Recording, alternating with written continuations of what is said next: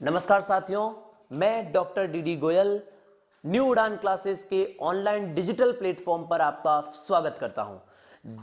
जैसे कि फिजियोलॉजी लगातार आपके माइंड में घर कर गई है कि आपने सारे के सारे टॉपिक जो है वो अच्छे से पढ़े होंगे, लेकिन अब इनके अलावा भी कुछ ऐसे पॉइंट्स जो है वो उसमें रह गए थे जो आपको कहीं ना कहीं नंबरों से वंचित कर सकते थे। तो मैं अब उन 8 क्वेश्चंस को राइट करने का फाइनल एक वीडियो लेके आया हूं, जिसमें आपको वो सारे के सारे 8 क्वेश्चंस अगर राइट नहीं हो पा रहे थे तो इन नोट्स को लास्ट में अगर आप कर लोगे तो जरूर उन 8 क्वेश्चंस को राइट कर लोगे। ओके, तो इनमें वो स्पेशल पॉइंट्स है, ये स्पेशल पॉइंट्स आप जरूर देख लेना, क्योंकि इनमें से लगभग 3 क्वेश्चंस आ सकते हैं आपके। सिर्फ 3 पूरे के पूरे जो इस नोट्स से सिर्फ इनसे ही 3 क्वेश्चन आ जाएंगे। मतलब सिर्फ आज के लेक्चर से ही आपके 3 क्वेश्चन राइट हो सकते हैं और बड़ी ही आसानी से राइट हो सकते हैं। बस आपको ये पॉइंट टू पॉइंट आपको समझना है और कुछ भी नहीं करना है। तो देखिए, स्पेशल पॉइंट में सबसे पहले पशुधन सहायकों तैयार हो जाओ अब कि मांसपेशियों में पाया जाने वाला वर्णक जो है, आपने देखा था हीमोग्लोबिन रक्त में पाया जाता है, लेकिन मांसपेशियों में कौन सा होता है? तो मांसपेशियों में मायोग्लोबिन होता है। ये याद रखना आप, क्या होता है? मांसपेशियों में पाया जाने वाला जो वर्णक है वो कौन सा होता है? कौन सा होता है? मायोग्लोबिन होता है। और ध्यान रखना, जैसे हीमोग्लोबिन ऑक्सीजन के साथ में बंधन बनाता है, वैसे ही मायोग्लोबिन भी क्या बनाता है? ऑक्सीजन के साथ में बंधन बनाता है। जैसा कि तुमने देखा था कि हीमोग्लोबिन जो है वो ऑक्सीजन के साथ बंधन बना करके सिग्मोइड ग्राफ बना रहा था, वैसे ही ये पैराबोला जो है वो ग्राफ बनाता है। मायोग्लोबिन जो होता है वो पैराबोला ग्राफ बनाता है और किस में पाया जाता है? मांसपेशियों में पाया जाता है। इसका अगला क्वेश्चन, आपको इनमें से क्वेश्चन जरूर आता है कि यदि यूरिन में यानी कि मूत्र में यदि हीमोग्लोबिन उपस्थित हो तो उसको हीमोग्लोबिनूरिया बोलेंगे, हीमोचूरिया बोलेंगे या मायोग्लोबिनूरिया बोलेंगे? तो ध्यान रखना, कंफ्यूजन यहां पे होगे तुम कि हीमोग्लोबिनूरिया बोले या हीमेचूरिया। तो हीमोग्लोबिन यदि उपस्थित हो यूरिन में तो आप इसको क्या बोलोगे? हीमोग्लोबिनूरिया। ओके, और यदि यूरिन में यानी कि मूत्र में आरबीसी उपस्थित हो, अगर आरबीसी उपस्थित हो तो आप इसको क्या बोलोगे? हीमेचूरिया बोलोगे। अलग अलग रोगों में तुमने मेडिसिन में ये पढ़ोगे कि किस तरह से अलग अलग रोगों में किसी में लाल कलर का होता है, किसी में लाल नहीं होकर के भूरा कलर का होता है। हीमोग्लोबिनूरिया के कारण होता है ये, जिसमें कभी तो हीमोग्लोबिन आ सकता है और या फिर आरबीसी आ सकती है। तो हीमोग्लोबिन जो है, हीमोग्लोबिन आता है तो क्या हो जाएगा? हीमोग्लोबिनूरिया हो जाएगा। और अगर आरबीसी आती है तो इसमें क्या हो जाएगा? हीमेचूरिया हो जाएगा। ओके, और अगर मायोग्लोबिन आता है तो मायोग्लोबिनूरिया हो गया। ओके, तो जो भी इसमें वर्णक उपस्थित होगा वो उसका रंग जो है उसके अकॉर्डिंग उसका नाम आ जाएगा। ओके, अगला देखिए, सबसे बड़ी आरबीसी। ध्यान रखना, ये क्वेश्चन जरूर आता है कि सबसे बड़ी आरबीसी जो है वो किस में उपस्थित होती है? तो ध्यान रखना, सबसे बड़ी आरबीसी जो है वो किस में उपस्थित होती है? डॉग में होती है। छोटा जरूर है लेकिन इसमें आरबीसी सबसे बड़ी होती है। और कितनी होती है? 7 से 8 माइक्रोम की। कितनी होती है? 7 से 8 माइक्रोम की इसमें क्या होती है? आरबीसी उपस्थित होती है। सबसे छोटी आरबीसी जो होती है वो गॉट में उपस्थित होती है, बकरी में उपस्थित होती है। किसमें उपस्थित होती है? बकरी में उपस्थित होती है, जो कि कितनी होती है? 4.5 माइक्रोम की। माइक्रोम का मतलब होता है 10 की घात -6, बहुत ज्यादा छोटी होती है।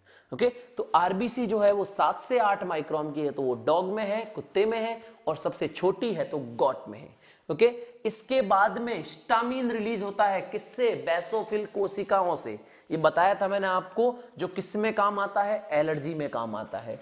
ओके, हिपेरिन जो है वो एक प्राकृतिक प्रतिस्कंदक होता है। क्या होता है? प्राकृतिक प्रतिस्कंदक। डेफिनेशन बताई थी मैंने। प्रतिस्कंदक क्या होता है? प्रतिस्कंदक वो होते हैं जो रक्त के थक्के बनाने से रोकते हैं, रक्त का थक्का बनाने से रोकते हैं। और हिपेरिन जो है वो प्राकृतिक प्रतिस्कंदक है जो कि लाइस से मिलता है, जूस से मिलता है। सेरोटोनिन जो कि रक्त वाहिनी में संकुचन पैदा करता है, सेरोटोनिन जो होता है वो क्या करता है, ये भी इंपॉर्टेंट है, आ सकता है क्वेश्चन, सेरोटोनिन का निम्न में से कार्य है, तो रक्त वाहिनी जो होती है उनमें संकुचन पैदा करता है। आरबीसी, तुमने ये देखा होगा, हीमोसाइटोमीटर जो होता है ये फिजियोलॉजी में प्रयुक्त किया जाता है, जिसका काम क्या होता है, आरबीसी की संख्या को ज्ञात करने में हीमोसाइटोमीटर का उपयोग किया जाता है। हीमोसाइटोमीटर का उपयोग जो है वो आरबीसी की संख्या ज्ञात करने में किया जाता है। अगला है कि पित्तरस के संकुचन में एक एंजाइम सहायक होता है और उस एंजाइम का नाम होता है कोलेसिस्टोकाइनिन। क्या नाम होता है उसका, कोलेसिस्टोकाइनिन। और ये सिक्रेट किससे होता है, इसका स्रावण जो है वो किससे होता है, तो ये ध्यान रखना, इसका स्रावण जो है वो डियोडिनम से होता है, यानी छोटी आंत से होता है। ओके, छोटी आंत के एक भाग होता है डियोडिनम, इससे होता है। ओके, इसी तरह से कुत्ते में एक जोड़ी लार ग्रंथि पाई जाती है, ठीक है, जो कि एक जोड़ी लार ग्रंथि आंखों के जस्ट नीचे पाई जाती है। किसमें पाई जाती है, एक जोड़ी लार ग्रंथि जो होती है वो आंखों के जस्ट नीचे पाई जाती है। ये आपको याद रखना है, कहां पर, जाइगोमेटिक ग्रंथि होती है। ये क्वेश्चन आपका 2016 में आया हुआ है। पशुधन सहायकों तैयार हो जाओ तुम। जाइगोमेटिक लार ग्रंथि जो है वो 2016 में क्वेश्चन पूछा हुआ है, ध्यान रखना, कि आंख के नीचे पाई जाती है। बकरी में स्वेद ग्रंथियां जो होती है, वही स्वेद ग्रंथियां जो गाय के आगे जो मसल, आगे वाला जो पार्ट होता है, स्नाउट वाला जो पार्ट होता है उसमें होता है। ओके, और सुअर के भी जो स्नाउट होता है उसमें होता है, वो बकरी में श्वेत ग्रंथियां अनुपस्थित होती है। तापमान नियमन, डॉग जो होते हैं वो तापमान नियमन कैसे करते हैं, तो डॉग जो होते हैं वो अपनी जीभ को बाहर निकाल करके उसमें क्या करते हैं, एक श्रावण करते हैं, जिस वजह से आपने देखा होगा ना, कुत्ते जीभ को बाहर हिला करके, बाहर मतलब निकाल करके इसके बाद में वो हिलाते हैं, उसमें क्या होता है, वो पेंटिंग करते हैं। ओके, वो क्या करते हैं, तापमान का उनके शरीर और बाहरी जो भाग होता है, बाहरी वातावरण होता है, उनके साथ में वो क्या करते हैं, उनको पेंटिंग, उसको पेंटिंग बोलते हैं। मतलब क्या होता है कि नियमन कर रहे हैं, वो ताप को जो है वो बराबर कर रहे हैं। पक्षी जो होते हैं इनमें गुलर फ्लटर पाया जाता है। क्या पाया जाता है, गुलर फ्लटर पाया जाता है, और यही भी क्या काम करता है, तापमान का नियमन करता है। ओके, अगला जो है, देखिए दो तरीके हैं, दो यहां पर चीजें देखी। एक तो है मेलपीगी कणिका। जब मैंने उत्सर्जन तंत्र पढ़ाया था तब मैंने आपको बताया था कि अभिसारी धमनिका जो होती है वो ग्लोमेरुलस बनाती है और अपसारी धमनिका में निकल जाती है। जो वो ग्लोमेरुलस होता है और उसके वो किसमें होता है, बोमन कैप्सूल में, बोमन संपुट में, ये दोनों मिलकर के बनाते हैं मेलपीगी बॉडी या फिर मेलपीगी कणिका, जो कि किसमें होता है, नेफ्रॉन में। और नेफ्रॉन कहां उपस्थित था, किडनी में।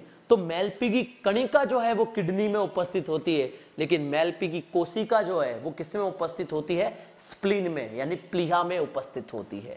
सबसे मीठी शर्करा जो है वो कौन सी होती है, फ्रक्टोज होती है।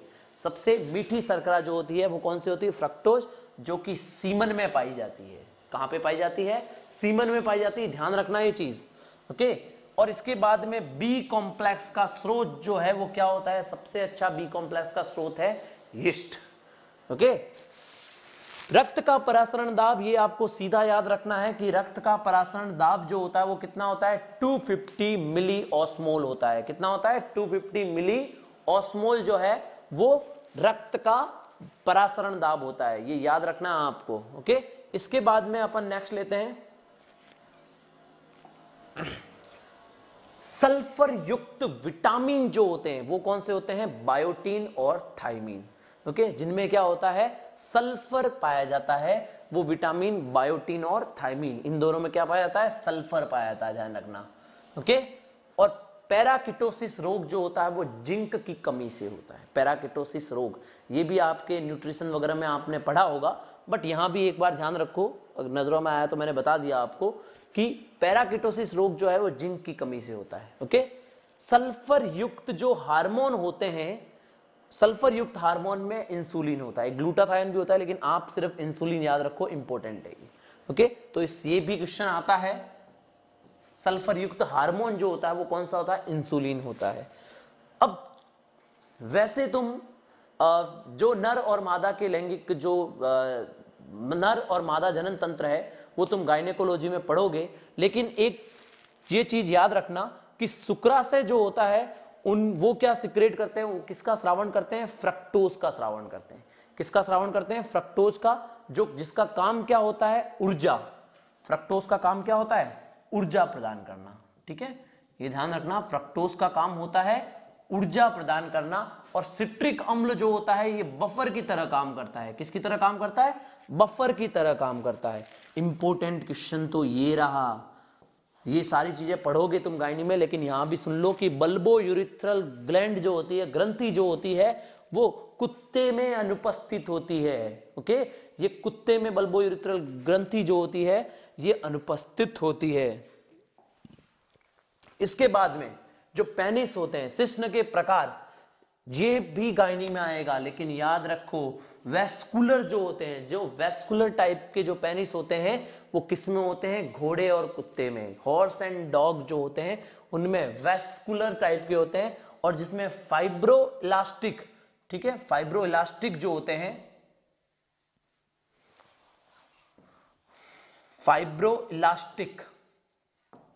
इलास्टिक जो होते हैं वो किसमें होते हैं, गाय व सुअर में। जो फाइब्रो इलास्टिक प्रकार का जो शिश्न है वो किसमें होता है, गाय व सुअर में होता है।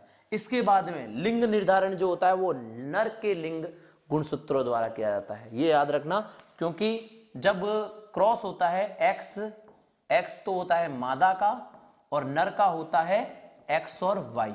ओके, तो ये हमेशा कौन डिसाइड करता है कि नर होगा या मादा होगी।